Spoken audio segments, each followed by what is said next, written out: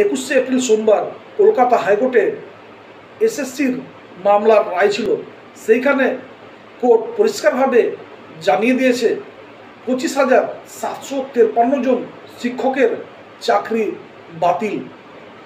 এই সিদ্ধান্তকে কেন্দ্র করে বাংলা বুদ্ধিজীবী মহল দ্বিধাগ্রস্ত, দুই ভাগে বিভক্ত।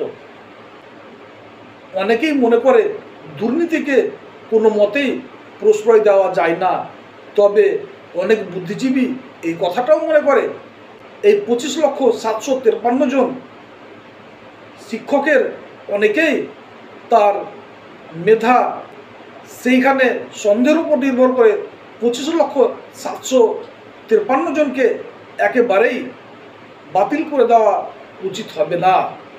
কিন্তু চর্চার পক্ষ লক্ষ্য করছে এই মামলার রায় ঘোষণা হয়ে যাওয়ার পর অনেক উকিল এবং বুদ্ধিজীবী মহল